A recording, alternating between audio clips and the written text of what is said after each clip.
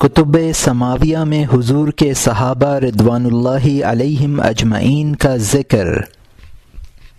اللہ تعالی شانہ کا ارشاد ہے، وَلَقَدْ كَتَبْنَا فِي الزُّبُورِ مِن بَعْدِ الذِّكْرِ أَنَّ الْأَرْضَ يَرِثُهَا عِبَادِيَ الصَّالِحُونَ، اور بلا شبہ ہم نے ذکر کے بعد زبور میں لکھا کہ اس میں زمین کے وارث اللہ تعالی اپنے نیکوکار بندوں کو کرے گا۔ امت محمدیہ کا تذکرہ۔ ابن ابی حاتم اپنی تفسیر میں مندرجہ بالا آیات کریمہ کی تشریح میں یہ قول حضرت ابن عباس رضی اللہ عنہما کا نقل کرتے ہیں کہ اللہ تعالی نے توریت اور انجیل میں اپنے ازلی اور قبل آفرینش علم سے خبر دی ہے کہ امت محمدیہ زمین کی وارث ہوگی۔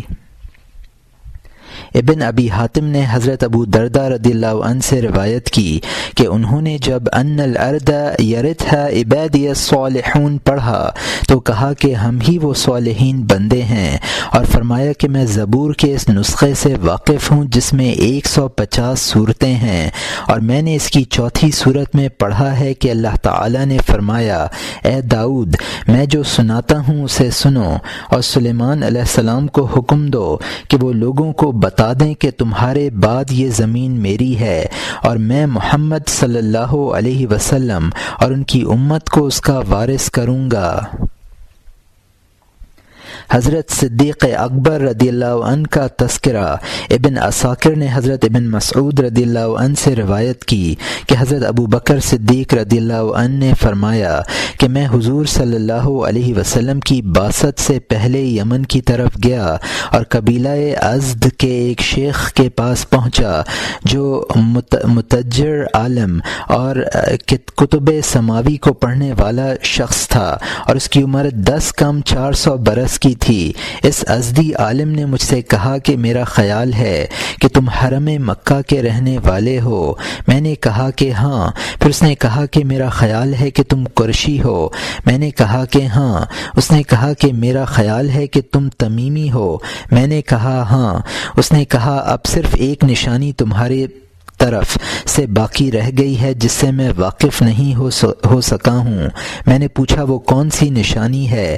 اس نے کہا تم اپنے پیٹ سے قمیض اٹھاؤ۔ میں نے کہا کہ کس لیے؟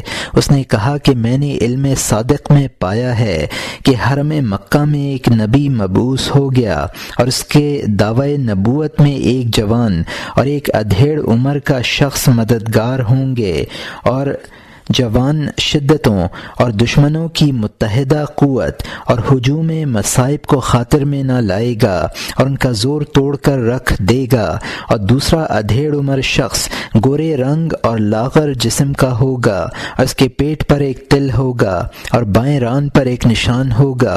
تو تمہارا کیا حرج ہے اگر تم مجھے اپنا پیٹ دکھا دو، اور تمہارے ساتھ جو اوصاف پاتا ہوں اس پوشیدہ علامت کو دیکھنے سے میرا علم مکمل ہو جائے، اور اس کے علاوہ ایک آدھ علامت مخفی رہ جائے تو رہ جائے۔ حضرت صدیق رضی اللہ عنہ نے فرمایا میں نے اپنے پیٹ پر سے کپڑا اٹھا لیا، اور وہ ازدی عالم میری ناف کے اوپر سیاہ تل کو دیکھ کر کہنے لگا، رب کعبہ کی قسم بلا شبہ تم ہی وہ شخص ہو۔ ابن عساکر نے ربیع بن انس سے روایت کی، انہوں نے کہا کہ کتب سابقہ میں ہے کہ حضرت ابو بکر صدیق رضی اللہ عنہ کی مثال قطرات بارش کی سی ہے کہ وہ جہاں بھی گرتے ہیں نفع پہنچاتے ہیں۔ اور یہاں مترجم نے حاشیے میں لکھا ہے کہ ادھیڑ عمر کے شخص سے حضرت ابو بکر صدیق رضی اللہ عنہ مراد ہیں، جو تمام شدائد میں سرور کائنات صلی اللہ علیہ وسلم کے معاون و مددگار، اور دشمنوں کی متحدہ قوتوں کے سامنے بھی یعنی تمام غزوات میں حضور صلی اللہ علیہ وسلم کے ساتھ رہے، اور ہجوم و مصائب کو اس راہ محبت میں کبھی حائل اور مانع نہیں ہونے دیا۔ اس جاں سپاری اور جاں نثاری سے مسرور ہو کر حضور صلی اللہ علیہ وسلم نے فرمایا تھا کہ اگر میں کسی کو اپنا خلیل بناتا تو وہ ابو بکر رضی اللہ عنہ ہوتے۔ اور یہاں حاشیہ ختم ہوتا ہے۔ حضرت عمر فاروق اعظم رضی اللہ عنہ کا تذکرہ ابن عساکر نے ابی بکرہ سے روایت کی کہ میں حضرت عمر فاروق رضی اللہ عنہ کے پاس آیا اور ان کے پاس کچھ لوگ کھانا کھا رہے تھے، آخر میں کچھ لوگ بیٹھے تھے۔ حضرت عمر رضی اللہ عنہ نے ان میں سے ایک پر نظر ڈالی اور فرمایا، تم کتب سابقہ میں کیا کچھ پاتے ہو؟ اس نے جواب دیا کہ رسول اللہ صلی اللہ علیہ وسلم کا خلیفہ ان کا صدیق ہوگا۔ دینوری نے المجالسہ میں اور ابن عساکر نے بروایت زید بن اسلم نقل کیا کہ انہوں نے کہا کہ حضرت عمر بن الخطاب رضی اللہ عنہ نے ہمیں بتایا کہ میں زمانہ جاہلیت میں قریش کے لوگوں کے ساتھ بغرض تجارت شام گیا، پھر جب ہم مکہ واپس ہونے لگے تو مجھے ایک ضروری کام یاد آ گیا جسے میں بھول گیا تھا، لہٰذا میں نے ساتھیوں سے کہا کہ میں ایک کام کر آؤں تو پھر تم سے آ کر مل جاؤں گا۔ واللہ میں بازار میں گزر رہا تھا کہ دفتن ایک بطریق نے پیچھے سے آ کر مجھے گردن سے پکڑ لیا اور مجھے لے جانے لگا۔ میری مزاحمت کے باوجود وہ مجھ کو کنیسہ تک لے جانے میں کامیاب ہو گیا اور ایک بہت بڑی مٹی کے ڈھیر کے پاس لے جا کر ٹوکری اور پھاوڑا میرے آگے ڈال دیا اور کہا کہ اس انبار سے مٹی ہٹا کر دوسری جگہ ڈال دو۔ میں بیٹھ گیا اور پیش آمدہ شدنی حالات پر سوچنے لگا کہ کیا کروں۔ وہی بطریق کچھ دیر بعد آیا اور کہنے لگا، میں دیکھ رہا ہوں کہ تم نے کچھ بھی کام نہیں کیا، اور پھر ایک مکہ بنا کر پوری قوت سے میرے سر پر مارا۔ میں برقی روح کی طرح اٹھا اور وہی پھاوڑا سامنے لا کر اس کے سر پر رسید کیا اور اس کے سر کی ہڈی ٹوٹ گئی، بھیجا نکل کر بکھر گیا۔ اس کے بعد بلا توقف میں کینسا سے باہر نکل آیا اور غیر ارادی طور پر چل کھڑا ہوا۔ میں نہیں جانتا تھا کہ کدھر جا رہا ہوں، اور میں ایک رات اور دن برابر چلتا رہا، حتیٰ کہ میں ایک صبح کو گرجا کے قریب سے گزر رہا تھا کہ آرام کرنے کو جی چاہا اور گرجا کے سائے میں سستانے لگا۔ اتنے میں ایک شخص نکل کر میرے پاس آیا اور کہا، اے اللہ کے بندے، اس جگہ کیوں بیٹھے ہو؟ میں نے کہا، میں اپنے ساتھیوں سے بچھڑ گیا ہوں۔ اس کے بعد وہ کھانا اور پانی لایا اور وہ مجھ کو اور میرے سارے جسم کو اوپر سے نیچے تک دیکھتا رہا، پھر بولا، اے اجنبی، اہل کتاب جانتے ہیں کہ روئے زمین پر کوئی شخص مجھ سے زیادہ کتاب الہی کا جاننے والا نہیں ہے، اور میں تجھ میں اوصاف دیکھ رہا ہوں کہ تو ہی ہوگا کہ ہمیں اس گرجا سے نکالے گا اور اس شہر پر غلبہ پائے گا۔ میں نے اس کے جواب میں کہا، اے استاد، میں ایک دوسرے مذہب کا پیرو ہوں۔ پھر اس نے پوچھا، تیرا نام کیا ہے؟ میں نے بتایا، عمر بن الخطاب۔ اس کے بعد اس نے پہلے سے زیادہ وثوق اور اعتماد کے لہجے میں کہا، واللہ ایسا ہی ہوگا، اور تو ہی ہمارا غالب و فاتح ہے، اس میں کوئی مغالطہ اور شبہ نہیں۔ مہربانی کر تو میرے لیے اس گرجا کے لیے اور اس کے جملہ اشیاء و لوازمات کے لیے ایک دستاویز لکھ دے۔ میں نے کہا، اے صاحب علم، تو نے بلا شبہ میرے ساتھ حسن سلوک کیا ہے، بس اب تو ایسی باتیں کر کے مجھے مقدر نہ کر۔ اس نے اصرار کیا کہ ایسی ایک تحریر لکھ دینے میں تجھ کو کس وجہ سے گریز ہے، حالانکہ بات واضح ہے کہ اگر تو ہمارا حاکم ہو گیا تو یہ تحریر ہمارے منشا میں مفید ہوگی، اور اگر ایسا نہ ہوا تو تیری ذات کو کیا نقصان۔ حضرت عمر رضی اللہ عنہ نے دستاویز تحریر فرما دی۔ میں نے کہا کہ اچھا سامان کتابت لاؤ۔ وہ جلد ہی کاغذ وغیرہ لے آیا اور میں نے اس کے مطالبے اور خواہش کے مطابق تحریر لکھ کر دستخط کر دیے۔ پھر جب حضرت عمر رضی اللہ عنہ اپنے زمانہ خلافت میں شام پہنچے تو وہی راہب آپ کے پاس آیا، اور وہ دیر القدس کا انچارج تھا۔ اس نے وہی تحریر پیش کی۔ حضرت عمر فاروق رضی اللہ عنہ نے اس تحریر کو تعجب کے ساتھ دیکھا، اور جو مسلمان ساتھ میں موجود تھے انہیں تحریر کا پس منظر بتایا۔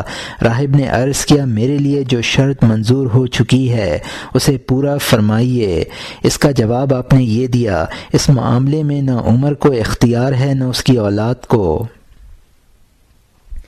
ابن سعد نے حضرت ابن مسعود رضی اللہ عنہ سے روایت کی کہ حضرت عمر رضی اللہ عنہ گھوڑا دوڑا رہے تھے، اتفاقاً ران پر تہبند اڑا اور اہل نجران میں سے کسی نے ران پر سیاہ تل کو دیکھ لیا، جس کی وجہ سے انہوں نے کہا کہ یہی وہ شخص ہے جس کا ذکر ہم اپنی کتابوں میں پاتے ہیں، اور یہی شخص ہمیں اپنے علاقے سے نکالے گا۔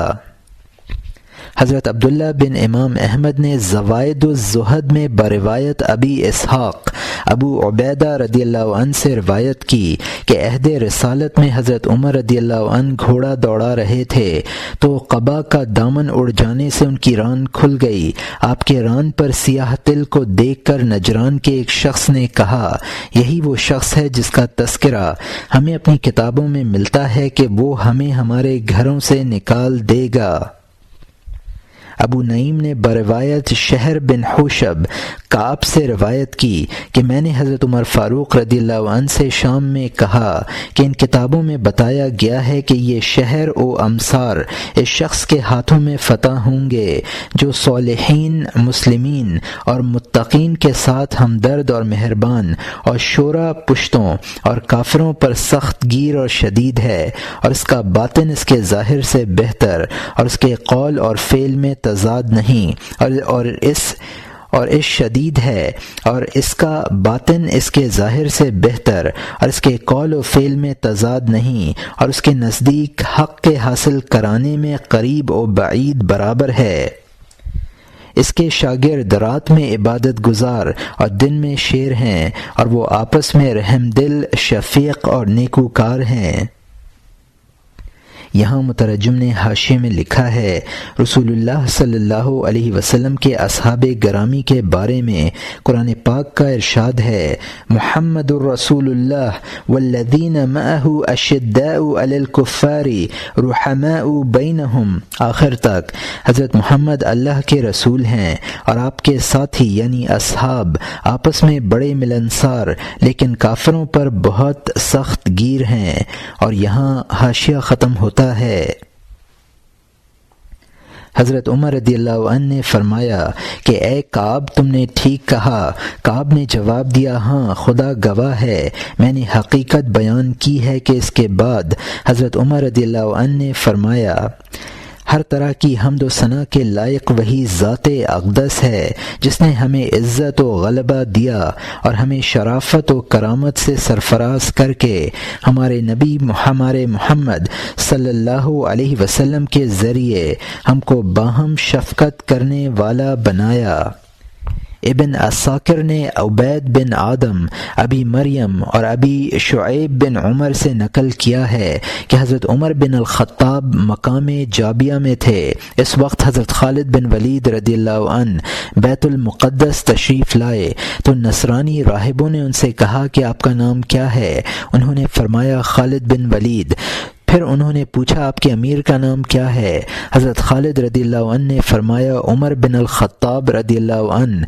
پھر انہوں نے امیر کی شناخت پوچھی تو خالد رضی اللہ عنہ نے فاروق اعظم رضی اللہ عنہ کی نشانیاں بیان کی، جن کو سن کر راہب بولے، تم بیت المقدس کو فتح نہیں کر سکتے، البتہ عمر رضی اللہ عنہ کر سکتے ہیں، کیونکہ ہم نے اپنی کتابوں میں پڑھا ہے کہ ہر شہر دوسرے سے پہلے فتح ہو جائے گا، اور ہر شخص کو جو جس شہر کو فتح کرے گا اس کی نشانیاں ہمیں معلوم ہیں۔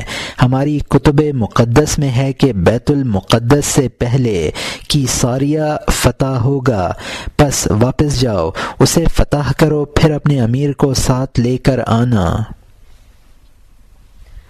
حضرت عثمان ذو النورین رضی اللہ عنہ کا تذکرہ طبرانی نے اور ابو نعیم نے حلیہ میں مغیث اوزاعی سے نقل کیا کہ حضرت عمر بن الخطاب نے حضرت کعب احبار سے پوچھا کہ تم توریت میں میری کیا علامت پاتے ہو؟ کعب نے جواب دیا، ایسا خلیفہ جو آہنی عزم کا حامل اور شدید قوت کا حامل اور احکام خداوندی کے بارے میں کسی ملامت کرنے والے کی ملامت کا خوف نہ کرے گا۔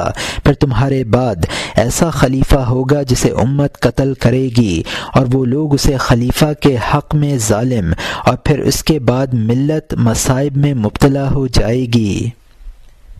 اور وہ لوگ اس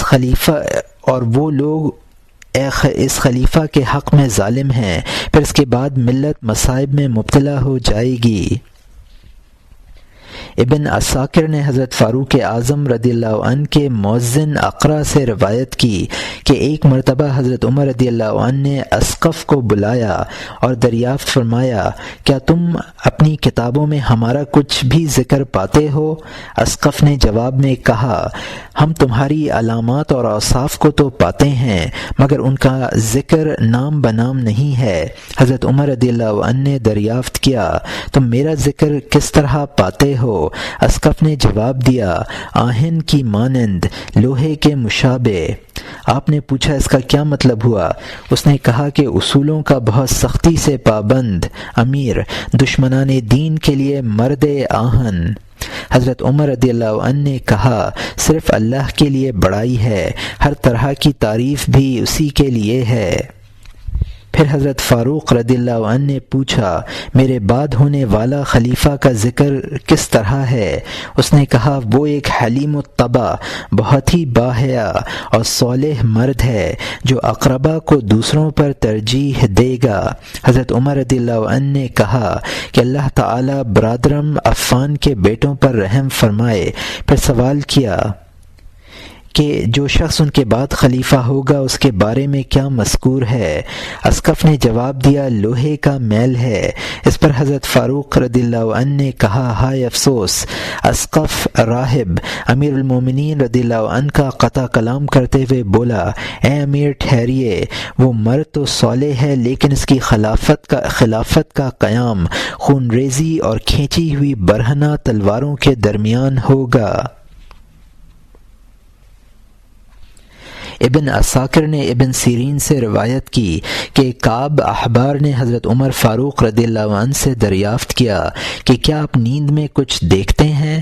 اس سوال پر حضرت عمر رضی اللہ عنہ نے ان کو جھڑک دیا، پھر کچھ دیر کے بعد فرمایا، میں ایک شخص کو دیکھتا ہوں جو خواب میں امت کے معاملات دکھاتا ہے۔ ابن راہویہ نے اپنی مسند میں بسند حسن حضرت ابو ایوب انصاری رضی اللہ عنہ کے غلام افلح سے روایت کی کہ انہوں نے کہا کہ عبداللہ بن سلام اہل مصر کے آنے سے پہلے سرداران قریش کے پاس جا کر کہتے تھے کہ حضرت امیر یعنی عثمان رضی اللہ عنہ کو قتل نہ کرو۔ وہ کہتے، خدا کی قسم ہمارا قتل کرنے کا ارادہ نہیں، مگر انہوں نے واپس لوٹتے ہوئے کہا، واللہ یہ لوگ ضرور ارتکاب کریں گے۔ ایک مرتبہ پھر ان لوگوں کو متنبہ کیا اور کہا کہ خدا کی قسم وہ 40ویں دن فوت ہو جائیں گے۔ باغیوں نے انکار کیا اور کہا کہ ہم شہید نہیں کریں گے۔ اس کے کچھ دنوں بعد پھر عبداللہ بن سلام ان محاصرین کے پاس پہنچے اور فرمایا، خلیفہ معصوم کو شہید نہ کرو۔ ابن عساکر اور ابن سعد نے طاؤس سے روایت کی، انہوں نے کہا کہ حضرت عبداللہ بن سلام سے حضرت عثمان ذو النورین رضی اللہ عنہ کی شہادت کے موقع پر لوگوں نے پوچھا، تم اپنی کتابوں میں حضرت عثمان رضی اللہ عنہ کے کیا اوصاف پاتے ہو؟ انہوں نے جواب دیا کہ ہم نے پڑھا ہے کہ وہ قیامت کے روز قتل کرنے والے اور ان کو چھوڑنے والے لوگوں پر امیر ہوں گے۔ ابن عساکر نے بروایت محمد بن یوسف نقل کیا کہ وہ اپنے دادا عبداللہ بن سلام سے روایت کرتے ہیں کہ جب وہ امیر المومنین حضرت عثمان رضی اللہ عنہ کے پاس گئے تو انہوں نے دریافت کیا کہ جنگ کرنے اور اس سے باز رہنے میں کون سی بات آپ مناسب خیال کرتے ہیں؟ انہوں نے کہا کہ قیام حجت کے لیے جنگ سے ہاتھ روکنا بہتر ہے، کیونکہ ہم نے کتاب آسمانی میں پڑھا ہے کہ آپ قیامت کے دن قاتل اور عامر پر امیر ہوں گے۔ ابن عساکر نے مذکورہ سند ہی سے روایت کی کہ عبداللہ بن سلام نے مصریوں سے کہا کہ تم حضرت عثمان رضی اللہ عنہ کو شہید کرنے کے در پہ نہ ہو، کیونکہ وہ ماہ ذی الحجہ ختم نہ کر سکیں گے کہ ان کی وفات ہو جائے گی۔ ابو القاسم بغوی نے سعید بن عبد العزیز سے روایت کی کہ جب رسول اللہ صلی اللہ علیہ وسلم نے رحلت فرمائی تو لوگوں نے ذی قربات حمیری سے جو علماء یہود میں سے تھا پوچھا، اے ذی قربات، حضور صلی اللہ علیہ وسلم کے بعد کون خلیفہ ہوگا؟ اس نے کہا کہ الامین، یعنی حضرت ابو بکر صدیق رضی اللہ عنہ۔ لوگوں نے پھر پوچھا، ان کے بعد خلیفہ کون ہوگا؟ اس نے کہا کہ مرد آہنی، یعنی عمر بن الخطاب، جو قوت ارادی اور ہمت و عزیمت کا پہاڑ اور اصول و انصاف کی پابندی میں مرد آہنی ہیں۔ پھر لوگوں نے سوال کیا کہ ان کے بعد یہ خلافت و سیادت کس کی طرف منتقل ہوگی؟ اس نے کہا کہ الازہر، یعنی حضرت عثمان ذو النورین رضی اللہ عنہ، جو اپنے اخلاقی اور کردار میں انفاق اور حلم و حیات میں اظہر تھے۔ پھر ان کے بعد کے لیے پوچھا گیا، انہوں نے کہا کہ الوداح المنصور، یعنی امیر معاویہ رضی اللہ عنہ۔ ابو راہویہ اور طبرانی نے عبداللہ بن مغفل سے روایت کی کہ مجھ سے عبداللہ بن سلام نے حضرت علی رضی اللہ عنہ کی شہادت کے بعد کہا کہ اب 40 ہجری کا آغاز ہے اور عنقریب اسی سال میں صلح ہو جائے گی۔ ابن سعد نے ابو صالح سے روایت کی کہ حضرت عثمان رضی اللہ عنہ کا اونٹ چرانے والا ایک روز یہ حدیث گا رہا تھا، ان الامیر بعدہ علی وفی الزبیر خلف مردی، یعنی بلا شبہ ان کے بعد حضرت علی رضی اللہ عنہ امیر ہوں گے اور حضرت زبیر رضی اللہ عنہ پسندیدہ خصلت والے پیش رو ہوں گے۔ کعب نے سن کر کہا کہ نہیں، بلکہ امیر معاویہ ہوں گے۔ یہ خبر معاویہ رضی اللہ عنہ کو ملی تو انہوں نے کعب سے کہا کہ اے ابو اسحاق، یہ کیسے ممکن ہے؟ حالانکہ ابھی حضور صلی اللہ علیہ وسلم کے صحابہ کرام میں حضرت علی رضی اللہ عنہ اور حضرت زبیر رضی اللہ عنہ موجود ہیں۔ انہوں نے کہا کہ تم ہی امیر ہوگے۔ دارمی اور ابن راہویہ نے یہ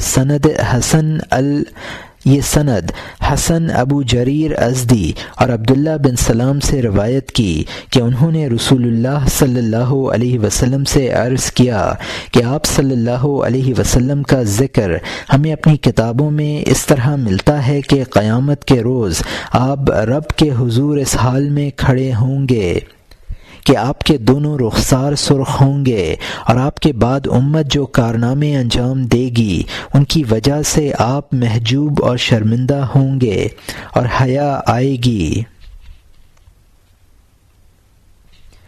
مشاجرات صحابہ وغیرہ کا تذکرہ۔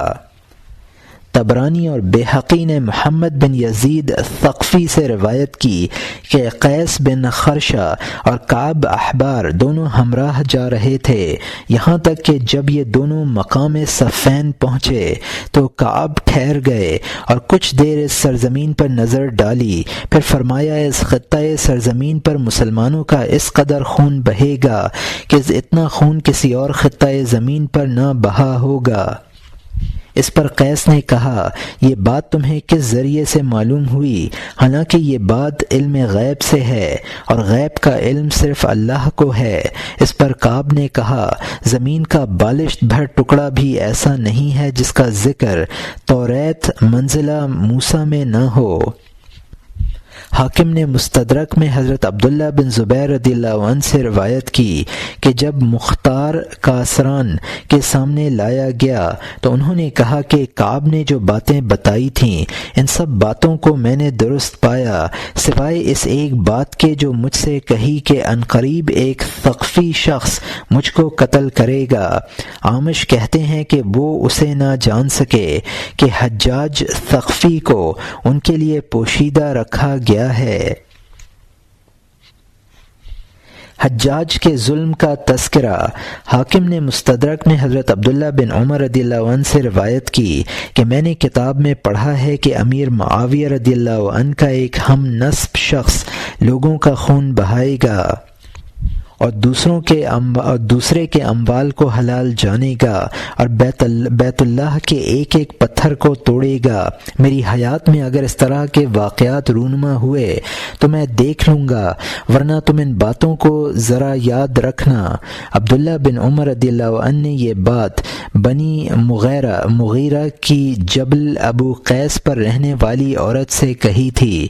چنانچہ حضرت ابن زبیر رضی اللہ عنہ کے زمانے میں حجاج کے مقابلے کے دوران بیت اللہ کو منہدم ہوتے دیکھ کر اس خاتون نے کہا، خدا عبداللہ رضی اللہ عنہ پر رحم کرے، کیسی درست بات کہی تھی۔ حضرت عمر بن عبدالعزیز رضی اللہ عنہ کا تذکرہ۔ عبداللہ بن امام احمد نے زوائد الزہد میں ہشام بن خالد ربعی سے روایت کی کہ انہوں نے کہا کہ میں نے توریت میں دیکھا کہ حضرت عمر بن عبدالعزیز رحمۃ اللہ علیہ پر 40 دن تک آسمان و زمین روئیں گے۔ محمد فضالہ سے مروی ہے کہ ایک راہب نے کہا کہ عمر بن عبدالعزیز کا تذکرہ عادل اماموں میں پاتے ہیں، جس طرح حرمت والے مہینوں میں رجب حرمت و امن والا ہے، اسی طرح عمر کا زمانہ حرمت دامن والا، حرمت و امن والا زمانہ ہے۔ ولید بن ہشام بن ولید بن عقبہ بن ابی معیط سے مروی ہے کہ ہم ایک مقام پر ٹھہرے ہوئے تھے۔ ایک صاحب نے کہا کہ تم نے اس راہب کے قول کو سنا؟ وہ کہتا ہے کہ امیر سلیمان نے وفات پائی اور اس کی جگہ پیشانی پر ایک چوٹ لگا شخص امیر ہوا ہے۔ چنانچہ جب ہم آئے تو ایسا ہی پایا جیسا کہ راہب نے خبر دی تھی۔ اور یہاں مترجم نے حاشیے میں لکھا ہے، اس سے اشارہ حضرت عمر بن عبدالعزیز رحمۃ اللہ علیہ کی طرف ہے کہ آپ کی پیشانی پر نشان تھا۔ اور یہاں مترجم کا حاشیہ ختم ہوتا ہے۔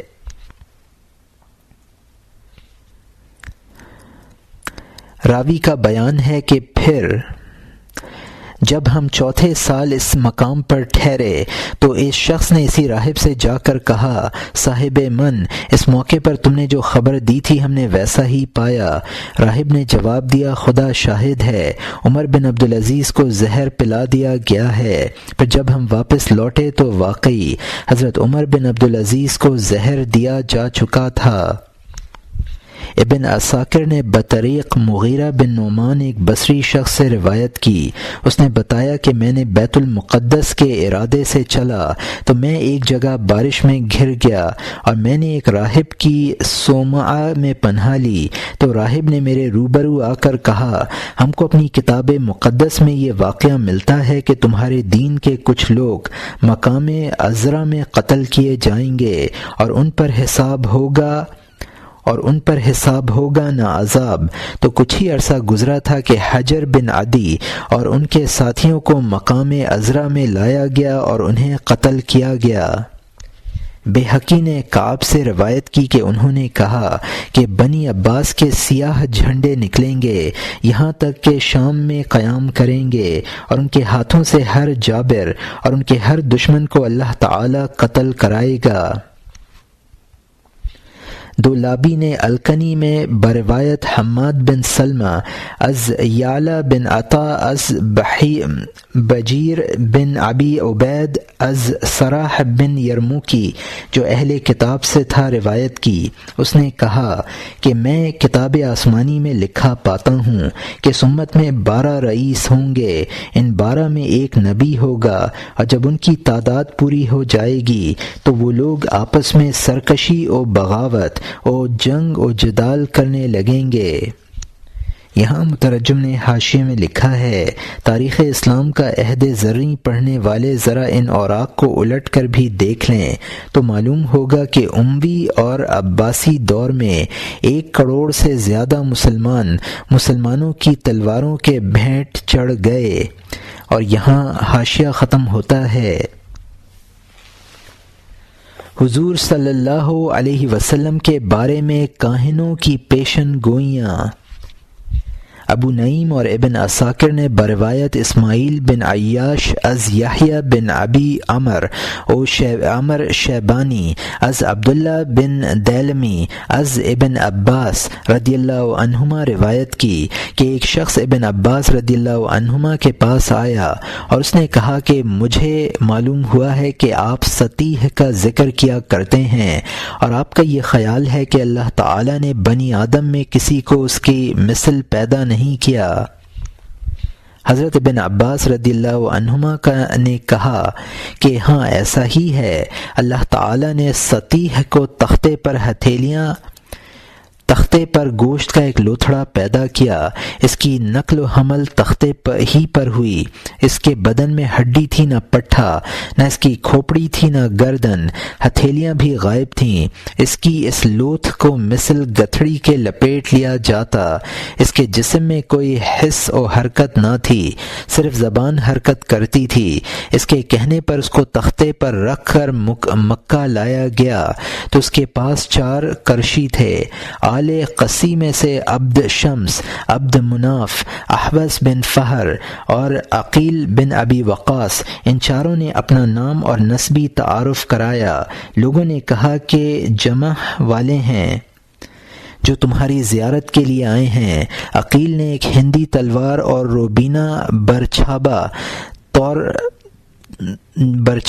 طور تحفہ پیش کیا اور دونوں چیزوں کو بیت الحرام کے دروازے پر رکھ دیا تاکہ وہ یہ دیکھ سکیں کہ سطیح نے ان چیزوں کو اس سے پہلے دیکھا یا نہیں۔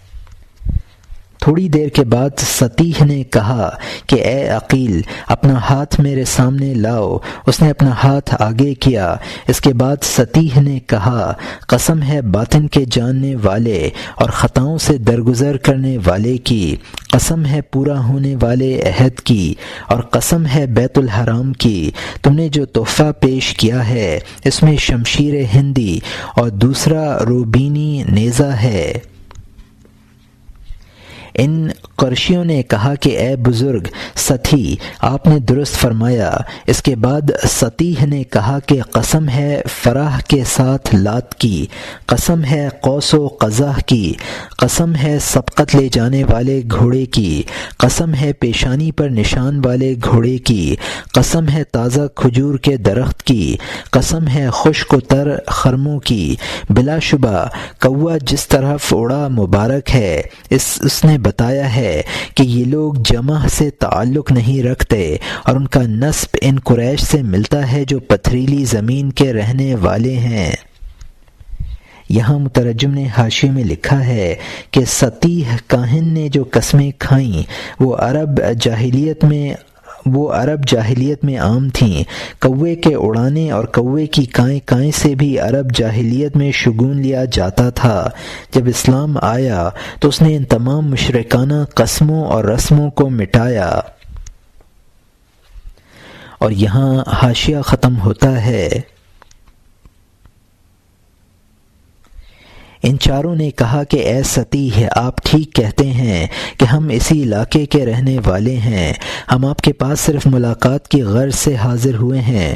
اب جب کہ ہمیں آپ کے علم کا اندازہ ہو گیا ہے تو اب ہمیں بتائیے کہ ہمارے زمانے میں اور ہمارے بعد کیا کیا واقعات رونما ہوں گے، اگر اس بارے میں آپ کو کچھ خبر ہے۔ سطیح نے کہا کہ بے شک تم سچ کہتے ہو۔ اچھا، آپ میری باتوں کو سنو جو اللہ نے الہام کے ذریعے مجھے بتائی ہیں۔ اے گروہ عرب، تم بڑھاپے کے عالم میں ہو، تمہاری بصیرتیں اور عجم کی بصیرتیں برابر ہیں، تمہارے پاس علم ہے نہ سمجھ، اور تمہارے بعد آنے والے لوگ انواع علم کے متلاشی ہوں گے اور بت شکنی کرتے ہوئے روم تک پہنچیں گے، اجمی طاغیوں کو قتل کر کے غنائم حاصل کریں گے۔ اس تقریر کو سن کر ان چاروں نے کہا کہ اے بزرگ محترم سطیح، وہ کون لوگ ہوں گے؟ اس نے جواب دیا، رکنوں والے گھر، من و غلبہ کی قسم، وہ لوگ تمہارے بعد تمہاری ہی اولاد میں سے ہوں گے جو بتوں کو توڑیں گے اور طاغوت کی بندگی چھوڑ کر اللہ کی فرما برداری کریں گے اور دنیا کو توحید کا سبق دیں گے اور دیان کے دین پر چلیں گے۔ اونچی اونچی عمارتیں بنائیں گے، عامیوں پر سبقت لے جائیں گے۔ انہوں نے پوچھا، اے سطیح، وہ لوگ کس نسل سے ہوں گے؟ اس نے جواب دیا، قسم ہی اشرف الاشراف کی، قسم ہے اسراف کی نگہبانی کرنے والے کی، قسم بلا دعا کو ہلا دینے والے کی، کمزوروں کو قوت دینے والے کی۔ وہ ہزاروں لوگ ہوں گے جن میں عبد شمس اور عبد مناف سے بھی ہوں گے، اور دوسرے مختلف لوگ بھی ہوں گے۔ چاروں قریشیوں نے کہا، اے غیبی خبر دینے والے سطیح، ہمیں یہ بتا دیجئے کہ وہ کس شہر سے ظہور کریں گے۔ اس نے کہا کہ قسم ہے ذات ازل و ابد کی، اور قسم ہے مددگار اعلیٰ کی، شہر مقدس سے ایک ہدایت یافتہ نبی پیدا ہوگا جو سیدھی راہ دکھائے گا، اور یغوث و اصنام سے کنارہ کشی اختیار کر کے ان کی پرستش سے بری ہوگا۔ وہ ایک خدا کی عبادت کرے گا، پھر اللہ تعالیٰ اس نبی کو محمود کر کے وفات دے گا۔ وہ زمین سے مفقود اور آسمان میں حاضر و موجود ہوگا۔ اس کے بعد صدیق ان کا خلیفہ ہوگا۔ اس کے فیصلے صحیح اور حقوق کی ادائیگی اور اس کے معاملات میں پورا اعتدال ہوگا۔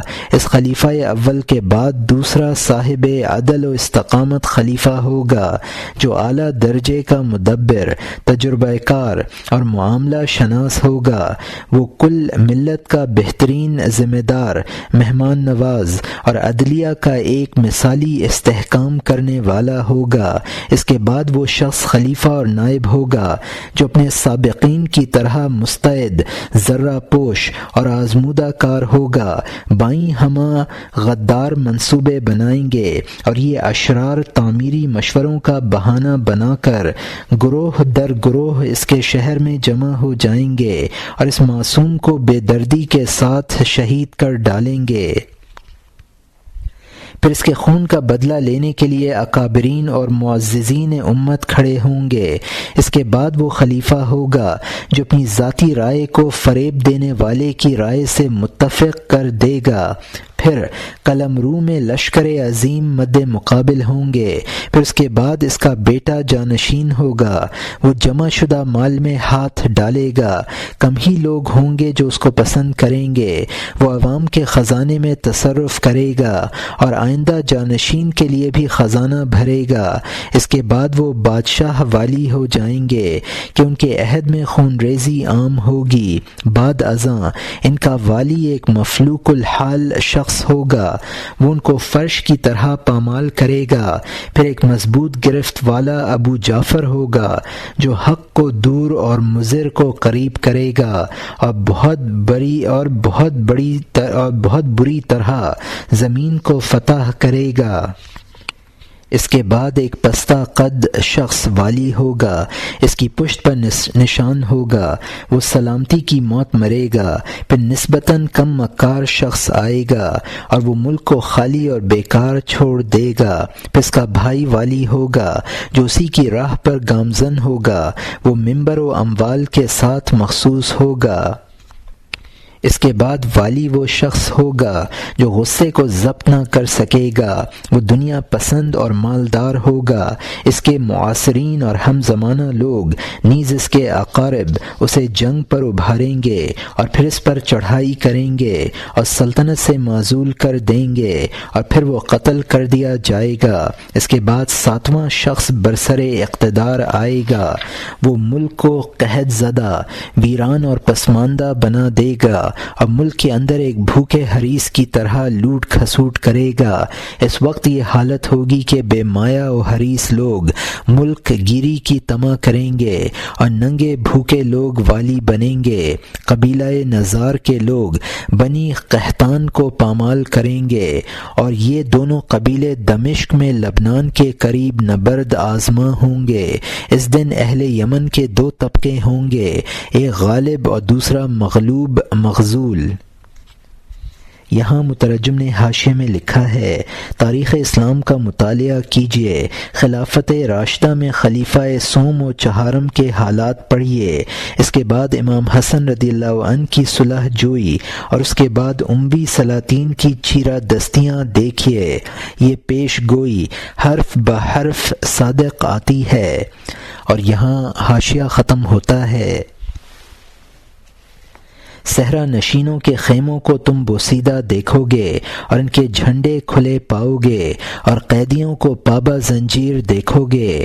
یہ واقعات وادی فرات اور پہاڑوں کے درمیان ہوں گے۔ اس زمانے میں منابر ویران ہوں گے اور بیوہ خواتین لوٹی جائیں گی، اور حاملہ عورتوں کے حمل گریں گے، اور زمزمے اور ساز کا دور دورہ ہوگا۔ وائل نامی شخص خلافت کو طلب کرے گا۔ اس وقت قوم نزار مشتعل ہو جائے گی، وہ غلاموں اور شرپسندوں کو مقرب بنائے گی اور اغیار و عباد سے دور رہے گی۔ لوگ بھوکے مریں گے، غلہ اور عام ضرورت کی چیزیں گراں ہو جائیں گی، اور ایک موقع پر ماہ سفر میں ان جابروں کو قتل کیا جائے گا جنہوں نے خندقیں، نہریں، سرسبزی و شادابی کو عام کیا۔ ان کو بھاگنے کا موقع نہ ملے گا۔ حاکم وقت ان جابروں کو دن کے اول وقت ہزیمت دے گا۔ جب وہ اس حالت مغلوبیت کو پہنچیں گے تو وہ خوف کے باعث نہ سو سکیں گے اور نہ فرار کر سکیں گے۔ وہ کسی آبادی میں داخل ہوں گے اور پھر قضاء و قدر کو پا لیں گے۔ اس کے بعد تیر اندازوں کی جماعت آئے گی اور وہ صالحین کو اکٹھا کرے گی تاکہ آہن پوشوں کو قتل کریں اور ان کے حامیوں کو قید کریں اور گمراہوں کو اسیر بنائیں۔ اس مرحلے پر بادشاہ کو آبی راہ سفر پر پا لیں گے، پھر دین اور اس کے امور پر اختلال واقع ہو جائے گا اور زبور پوشیدہ کر دیے جائیں گے، معبودوں کو توڑ دیا جائے گا، اور کوئی محفوظ و مامون نہ ہوگا مگر وہ جو کہ جزائر الجور میں ہوگا، یعنی دور دراز کے جزیروں میں چلے جائیں گے۔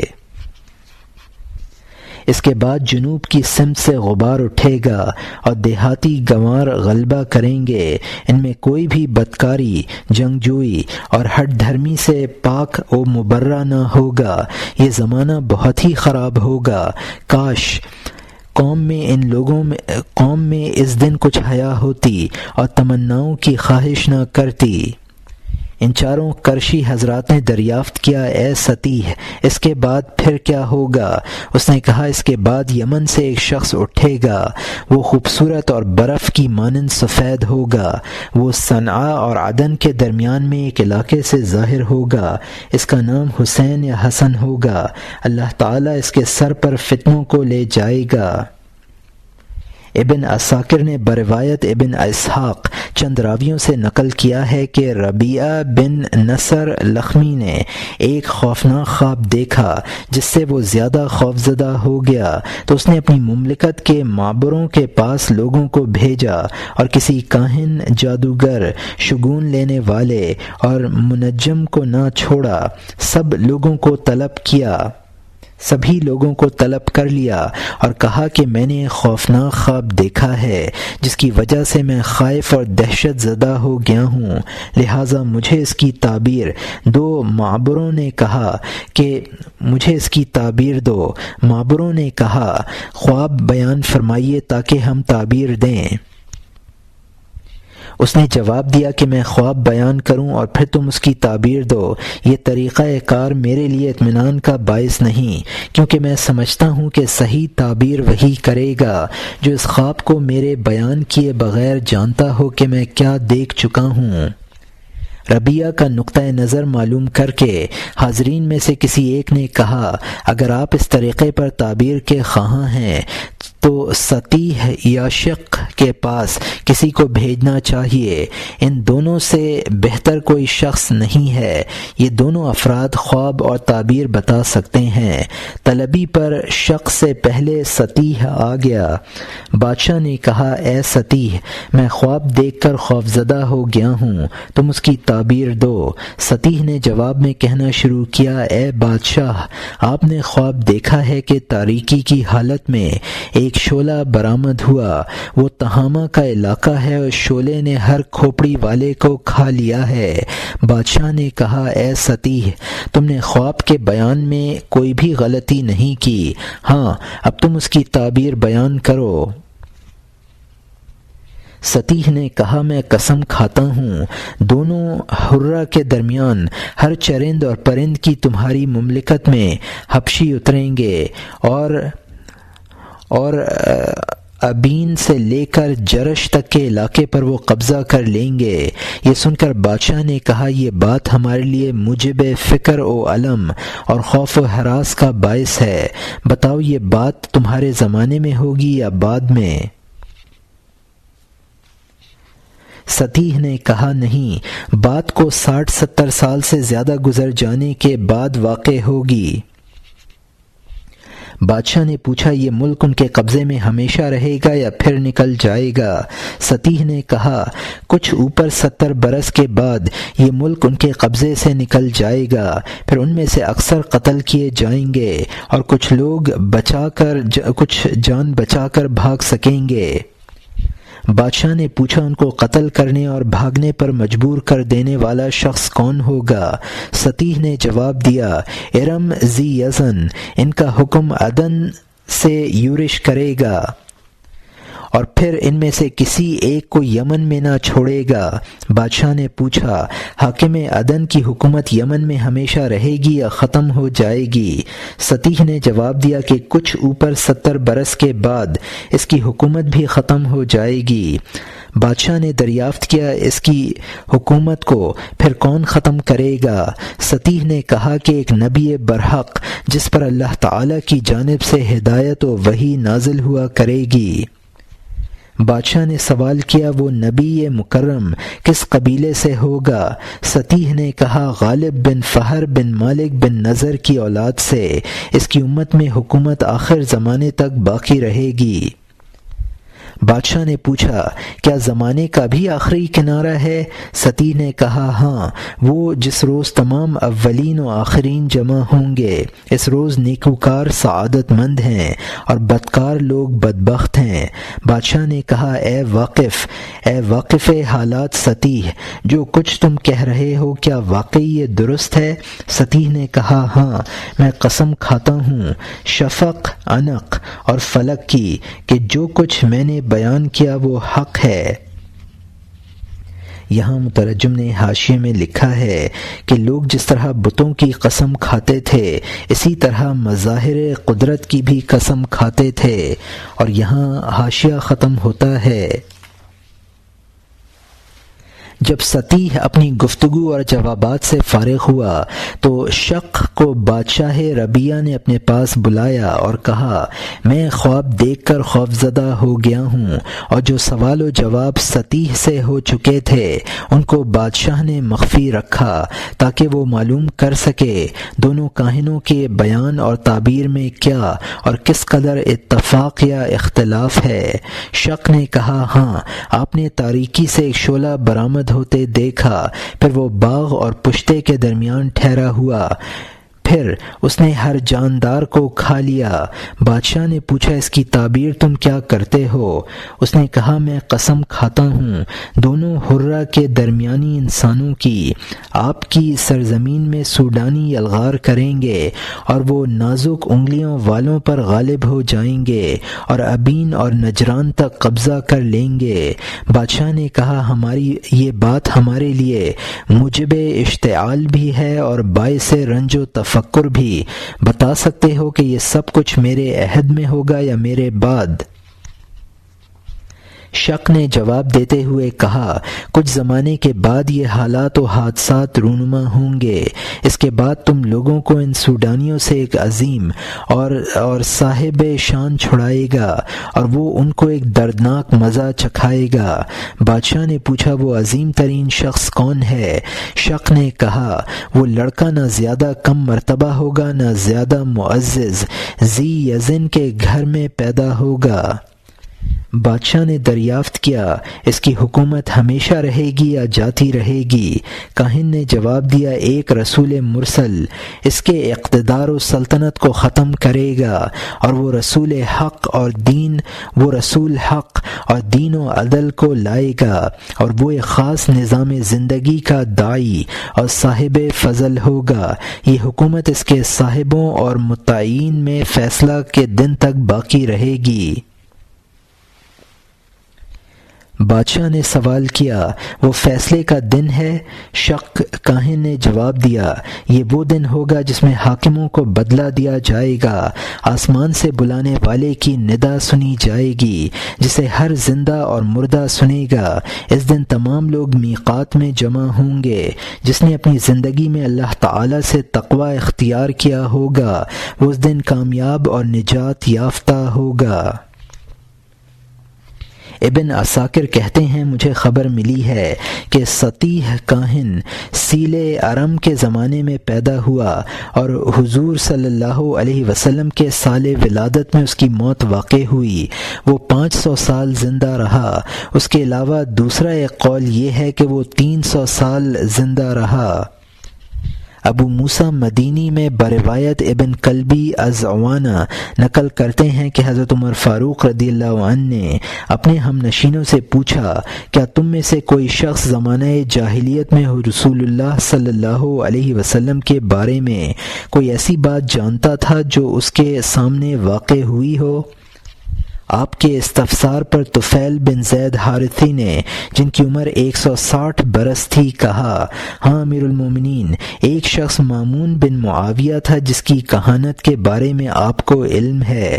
وہ حضور صلی اللہ علیہ وسلم کے بارے میں لوگوں کو بتایا کرتا تھا اور وہ اکثر کہتا سنا گیا ہا لیت ان الحقد او لیتنی لا اسقیہ، اے کاش میں آپ کے ساتھ شامل ہوتا، اے کاش میں آپ سے پہلے پیدا نہ ہوا ہوتا۔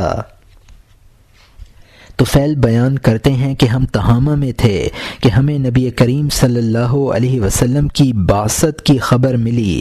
میں نے اپنے دل میں کہا یہ وہی نبی ہے جس کے بارے میں مامون خبر دیا کرتا تھا۔ طفیل کہتے ہیں کہ دن گزرتے گئے حتیٰ کہ میں ایک وفد کے ساتھ آیا اور اسلام لایا۔ قدیم پتھروں پر حضور صلی اللہ علیہ وسلم کا اسم گرامی۔ ابن عساکر بطریق حسن سلیمان سے روایت کرتے ہیں کہ حضرت عمر رضی اللہ عنہ نے کعب سے فرمایا ہمیں رسول اللہ صلی اللہ علیہ وسلم کے وہ فضائل جو آپ صلی اللہ علیہ وسلم کی ولادت سے پہلے ظاہر ہوئے بتائیے۔ کعب نے کہا ہاں امیر المومنین، میں نے ایک کتاب میں پڑھا ہے کہ حضرت ابراہیم علیہ السلام نے ایک ایسا پتھر دیکھا جس پر 4 سطریں تحریر تھیں۔ پہلی سطر میں تھا میں ہی اللہ ہوں، میرے سوا کوئی معبود نہیں، بس میری ہی عبادت کرو۔ دوسری سطر میں تھا کہ بے شک میں ہی اللہ ہوں، میرے سوا کوئی معبود نہیں، محمد صلی اللہ علیہ وسلم میرے رسول ہیں۔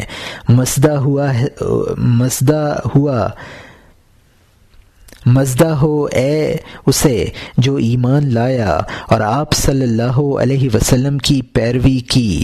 تیسری سطر میں تھا کہ میں ہی اللہ ہوں، میرے سوا کوئی معبود نہیں، جس نے مجھے مضبوط تھاما وہ نجات پا گیا۔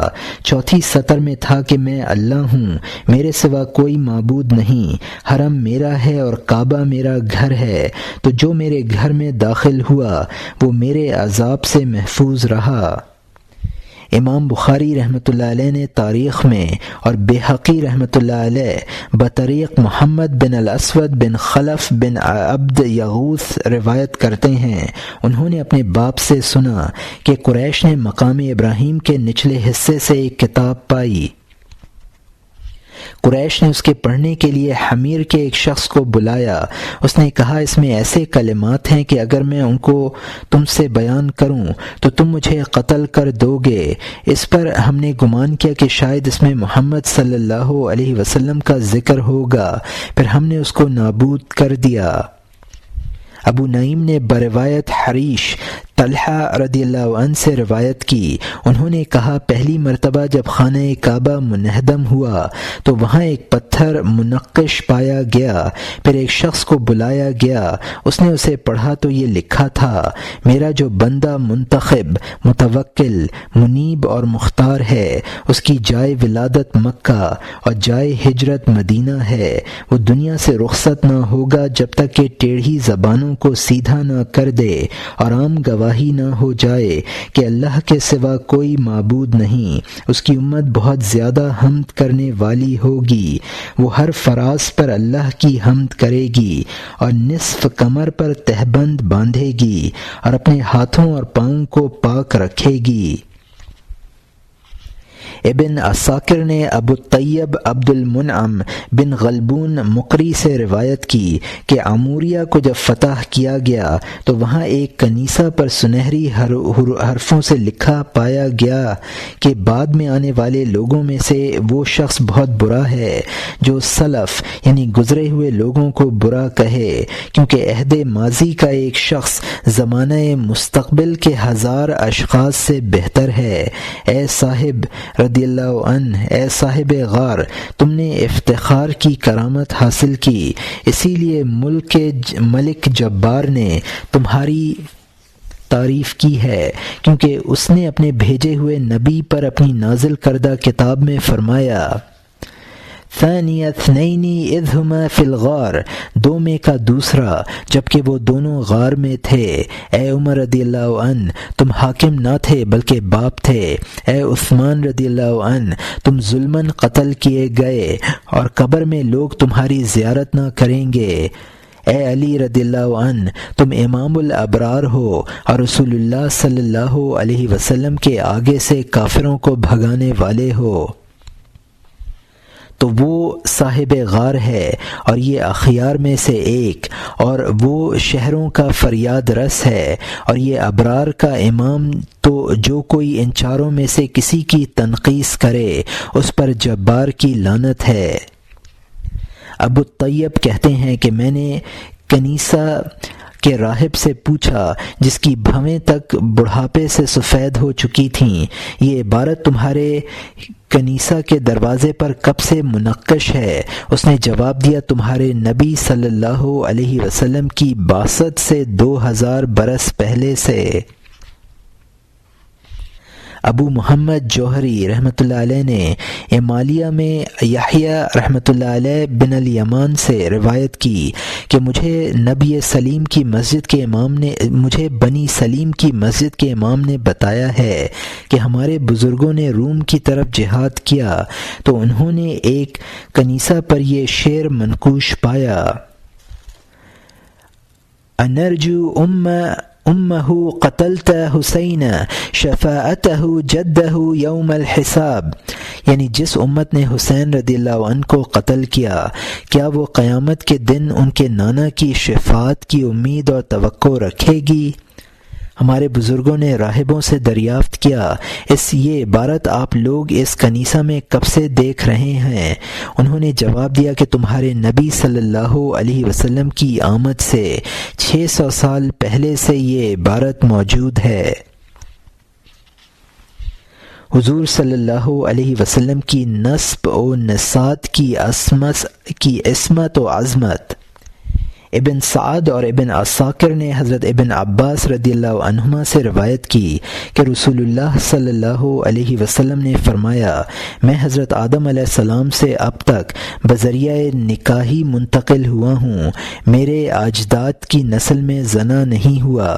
طبرانی نے حضرت ابن عباس رضی اللہ عنہما سے روایت کی، انہوں نے کہا رسول اللہ صلی اللہ علیہ وسلم نے فرمایا، مجھے کسی جاہلیت کی بدی نے منتقل نہیں کیا اور میں ایک ایسے نکاح سے جیسا اسلام میں ہے اسلاب میں منتقل ہوتا رہا ہوں۔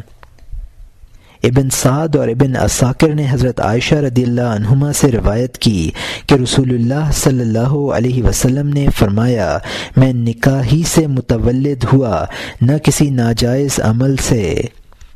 ابن سعد اور ابن ابی شیبہ اور ابن ابی شبیہ نے المصنف میں محمد بن علی بن حسین سے روایت کی کہ رسول اللہ صلی اللہ علیہ وسلم نے فرمایا، بلا شبہ میں نکاح سے ہی پیدا ہوا اور صلب آدم علیہ السلام سے اب تک میرا نسلی جوہر پاک رہا اور میرا رشتہ نسبی کو اعمال جاہلیت سے کبھی بدی نہیں پہنچی۔ ابن سعد اور ابن عساکر نے کلبی سے روایت کی، انہوں نے کہا کہ میں نے رسول اللہ صلی اللہ علیہ وسلم کے نسب مبارک کو 500 سال سابقہ تک تحریر کیا ہے، مگر اس میں کسی جگہ بدی کو میں نے نہیں پایا اور نہ ایسی کوئی چیز جو عام طور پر جاہلیت کے لوگوں میں ہوتی ہے اس میں پائی۔ عدنی نے اپنی سند اور طبرانی نے اوسط میں اور ابو نعیم اور ابن عساکر نے علی بن ابی طالب سے روایت کی کہ رسول اللہ صلی اللہ علیہ وسلم نے فرمایا کہ میں نکاحی کے ذریعے ظاہر ہوا اور از آدم علیہ السلام تا والدین محترم پورا سلسلہ نسل نے تخلیق اولاد میں برا طریقہ اختیار نہیں کیا اور نہ عہد جاہلیت کی بدی نے اس پیدائشی نظام کو متاثر کیا۔ ابو نعیم نے بروایت ابن عباس رضی اللہ عنہما بیان کیا کہ رسول اللہ صلی اللہ علیہ وسلم نے فرمایا، میرا رشتہ نسلی سے وابستہ اجداد کبھی زنا کے قریب نہ گئے، اللہ تعالی نے مجھے ہمیشہ اصلاب طیبہ سے ارحام طاہرہ میں منتقل فرمایا اور جب بھی 2 گھرانے ہوئے تو مجھے ان میں اچھے گھرانے میں رکھا۔ ابن سعد نے بروایت کلبی ابو صالح از ابن عباس رضی اللہ عنہما نقل کی، انہوں نے کہا کہ رسول اللہ صلی اللہ علیہ وسلم نے فرمایا، عربی قبائل میں بہترین قبیلہ مضر اور مضر کی شاخوں میں عبد مناف کی شاخ اور عبد مناف میں بنو ہاشم میں خاندان عبد المطلب۔ خدا کی قسم جب سے اللہ تعالی نے آدم علیہ السلام کو پیدا کیا اور ان کی اولاد کی 2 شاخیں ہوئیں تو مجھے ان میں سے بہتر شعبے میں رکھا گیا۔ برار رحمۃ اللہ علیہ اور طبرانی رحمۃ اللہ علیہ اور ابو نعیم رحمۃ اللہ علیہ نے بروایت اکرمہ رضی اللہ عنہ حضرت ابن عباس رضی اللہ عنہما سے اللہ تعالی کے ارشاد وَتَقَبُّكَ فِي السَّاجِدِينَ، یعنی اور ہم آپ کو سجدہ کرنے والوں کے اسلاب میں منتقل کرتے رہے کی تفسیر میں روایت کی کہ نبی کریم صلی اللہ علیہ وسلم ہمیشہ انبیاء کے اسلاب میں منتقل ہوتے رہے، یہاں تک کہ حضور صلی اللہ علیہ وسلم کو آپ کی والدہ ماجدہ نے تولد فرمایا۔ امام بخاری رحمۃ اللہ علیہ نے حضرت ابو ہریرہ رضی اللہ عنہ سے روایت کی کہ نبی کریم صلی اللہ علیہ وسلم نے فرمایا کہ مجھے بنی آدم کے ہر دور میں یکے بعد دیگرے بہترین زمانے میں مبعوث کیا گیا، یہاں تک کہ میں زمانے میں تشریف لایا۔ امام مسلم رحمۃ اللہ علیہ نے واثلہ بن رحمۃ اللہ علیہ الاسقا سے روایت کی کہ رسول اللہ صلی اللہ علیہ وسلم نے فرمایا، بے شک اللہ تعالی نے اولاد ابراہیم میں حضرت اسماعیل علیہ السلام کو برگزیدہ فرمایا اور اولاد اسماعیل میں سے بنو کنانہ کو اور بنو کنانہ سے قریش کو اور قریش سے بنو ہاشم کو اور پھر مجھ کو تمام بنو ہاشم میں برگزیدہ فرمایا۔ ترمذی نے مذکورہ بالا حدیث کو روایت کر کے اس کو حسن کہا ہے۔ بیہقی اور ابو نعیم رحمۃ اللہ علیہ نے حضرت ابن عباس رضی اللہ عنہما سے روایت کی کہ رسول اللہ صلی اللہ علیہ وسلم نے فرمایا، اللہ تعالی نے مجھے پیدا فرما کر اپنی بہترین مخلوق میں شامل فرمایا اور جب انسانی مخلوق کو قبائل میں تقسیم کیا تو مجھ کو بہترین قبیلے میں رکھا اور جب جانوں کو پیدا فرمایا تو مجھے ان کے درمیان بہت بہتر جان بنایا اور جب خاندانوں کو بنایا تو مجھے ان میں بہتر خاندانوں میں رکھا، میں جان اور خاندان اور ہر لحاظ سے بہتر ہوں۔ بنی ہاشم کی فضیلت۔ بیہقی رحمۃ اللہ علیہ و طبرانی اور ابو نعیم نے حضرت ابن عمر رضی اللہ عنہما سے روایت کی، انہوں نے کہا کہ رسول اللہ صلی اللہ علیہ وسلم نے فرمایا، اللہ تعالیٰ نے مخلوق کو پیدا کر کے ان میں حضرت آدم علیہ السلام کو پسند فرمایا اور بنی آدم میں سے اہل عرب کو پسند فرمایا، اور اہل عرب میں مضر کو، اور مضر میں قریش کو، اور قریش میں بنی ہاشم کو، اور بنی ہاشم میں سے مجھ کو پسند فرمایا، تو اس طرح میں اچھوں میں سے اچھا ہوں۔ بیہقی و طبرانی اور ابو نعیم نے ابن عباس رضی اللہ عنہما سے روایت کی کہ رسول اللہ صلی اللہ علیہ وسلم نے فرمایا، اللہ تعالیٰ نے مخلوق کو 2 قسموں میں تقسیم کیا تو مجھے ان دونوں میں بہترین قسم میں رکھا، پھر ان 2 قسموں کو 3 قسموں میں تقسیم کیا تو مجھے ان میں تیسری بہترین قسم میں رکھا، پھر جب ان 3 قسموں میں قبائل بنائے تو مجھے ان کے بہترین قبیلے میں رکھا، پھر جب قبائل کو گھرانوں میں تقسیم کیا تو مجھے ان کے بہترین گھرانے میں رکھا۔ اللہ تعالیٰ کا ارشاد، انما یرید اللہ لیذھب عنکم الرجس اہل البیت ویطہرکم تطہیرا، اللہ تو یہی چاہتا ہے کہ اے گھر والو تم سے ہر ناپاکی کو دور کر کے خوب اچھی طرح پاک و بہتر بنائے۔ بیہقی و طبرانی اور ابن عساکر بروایت مالک زہری سے اور انس سے روایت کرتے ہیں کہ نبی کریم صلی اللہ علیہ وسلم نے ارشاد فرمایا، جب لوگوں کے 2 حصے ہوئے تو مجھے میرے رب نے ان میں سے بہترین قسم میں رکھا، حتیٰ کہ میں اپنے والدین کریمین سے متولد ہوا، اسی لیے مجھے عہد جاہلیت سے قطعی کوئی برائی نہ پہنچی اور مجھے ازدواجی رشتے سے پیدا کیا گیا، اور آدم علیہ السلام سے لے کر میرے والدین تک برے طریقے پر کبھی ذریات کی منتقلی نہ ہوئی، اسی بنا پر ذات کے اعتبار سے بھی اور آباء و اجداد کے لحاظ سے بھی میں تم میں بہتر ہوں۔ بیہقی نے محمد بن علی رضی اللہ عنہ سے روایت کی کہ نبی کریم علیہ الصلاۃ والتسلیم نے ارشاد فرمایا، اللہ تعالیٰ نے مخلوق میں عرب کو چنا، پھر عرب میں سے کنانہ کو چنا، پھر ان میں سے قریش کو چنا، پھر ان میں سے بنی ہاشم کو منتخب فرمایا، پھر بنی ہاشم میں سے مجھے منتخب کیا۔ بیہقی و طبرانی نے اوسط میں اور ابن عساکر نے حضرت عائشہ رضی اللہ عنہا سے روایت کی، انہوں نے کہا کہ رسول اللہ صلی اللہ علیہ وسلم نے فرمایا، مجھ سے حضرت جبرائیل علیہ السلام نے کہا، میں نے زمین کے مشرق و مغرب کو چھان ڈالا، لیکن محمد رسول اللہ صلی اللہ علیہ وسلم سے افضل کسی شخص کو میں نے نہیں پایا، اور نہ کسی اولاد کو بنی ہاشم سے افضل پایا۔ ابن عساکر نے حضرت ابو ہریرہ رضی اللہ عنہ سے روایت کی کہ رسول اللہ صلی اللہ علیہ وسلم نے فرمایا، جب سے میں صلب آدم علیہ السلام سے باہر آیا ہوں مجھ کو کسی بدکار عورت نے منتقل نہیں کیا، اور سلف میں ہمیشہ امتیں مجھ سے منازعت کرتی رہیں، یہاں تک کہ میں نے عرب کے 2 بہترین قبیلوں سے جو کہ بنی ہاشم اور بنی زہرہ میں ظہور کیا۔ ابن مردویہ حضرت انس رضی اللہ عنہ سے روایت کرتے ہیں کہ رسول اللہ صلی اللہ علیہ وسلم نے آیت کریمہ لقد جاءکم رسول من انفسکم کوفہ کے زبر کے ساتھ پڑھا اور فرمایا انا انفسکم، یعنی میں حسب و نسب اور قرابت میں تم سب سے زیادہ بہتر ہوں، اور میرے آباء و اجداد میں آدم علیہ السلام سے اب تک بدکاری اور زنا نہیں ہوا، پورا سلسلہ تولید نکاح اور رشتہ زوجین کی بنیاد پر رہا۔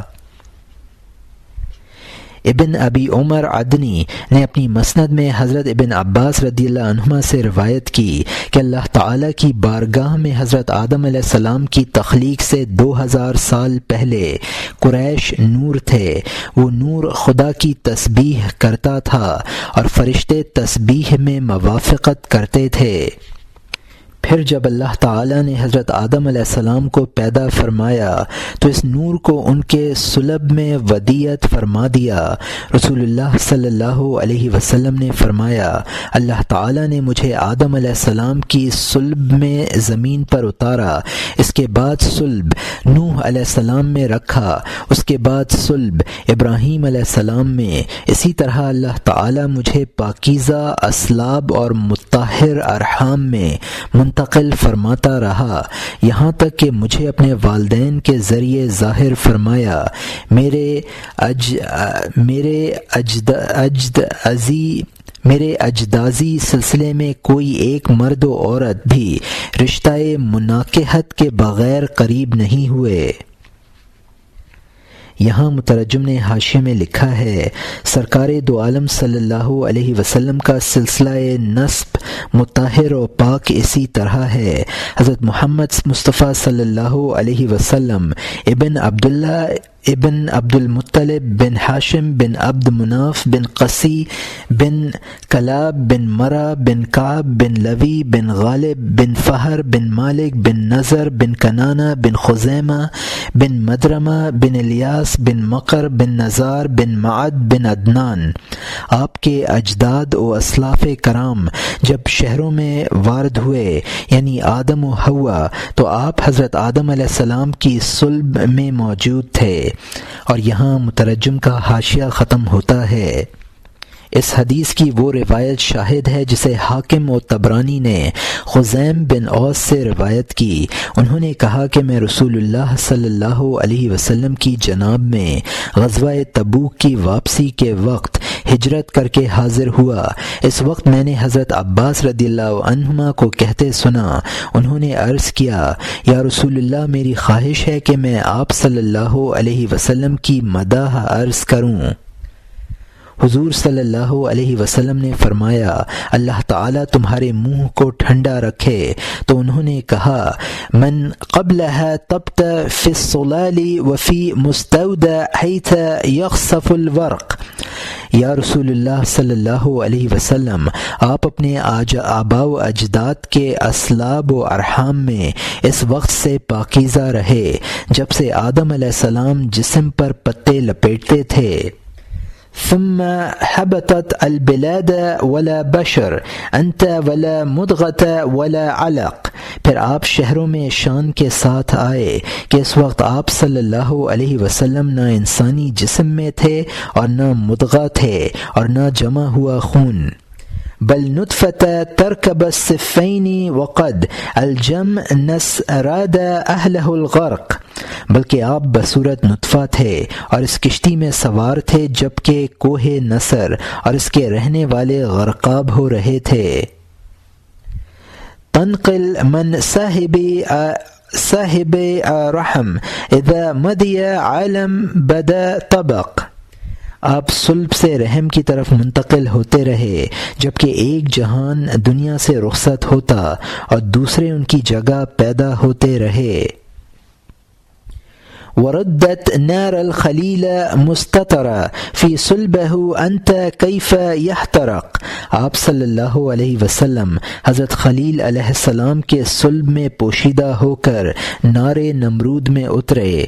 جب آپ صلی اللہ علیہ وسلم ان کی صلب میں تھے تو وہ آگ انہیں کیسے جلاتی۔ حتى أحتري بيتك المحيمن من فاندفع عليها تحتها النطق۔ یہاں تک کہ آپ کو اس شرف نے جو آپ صلی اللہ علیہ وسلم کے فضل پر شاہد ہے، اس اعلیٰ شرف کو گھیر لیا جو ذی نسب فندف سے ہے اور اس کے تحت نطق یعنی بلندیاں یا قبائل ہیں۔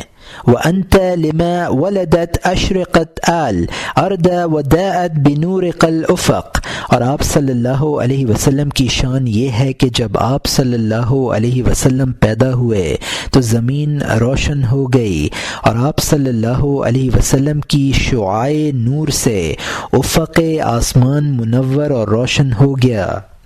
فنحن في ذلك الضياء وفي النور وسبل الرشاد نحترق۔ اب ہم اسی روشنی، اس نور اور ہدایت کے راستے میں رواں دواں ہیں۔ بیہقی اور ابن عساکر نے حضرت ابو ہریرہ رضی اللہ عنہ سے روایت کی کہ رسول اللہ صلی اللہ علیہ وسلم نے فرمایا، اللہ تعالی نے جب آدم علیہ السلام کو پیدا فرمایا تو انہیں ان کی اولاد دکھائی تو انہوں نے ایک دوسرے پر صاحب کرامت و فضیلت دیکھا، پھر انہوں نے ان کے درمیان میں ایک چمکتا نور دیکھا، اس پر انہوں نے عرض کیا، اے میرے رب، یہ نور کس کا ہے؟ اللہ تعالی نے ارشاد فرمایا، یہ تمہارے فرزند جلیل احمد مجتبیٰ صلی اللہ علیہ وسلم ہیں، یہی اول ہیں، یہی آخر ہیں، اور یہی سب سے پہلے شفاعت کرنے والے ہیں۔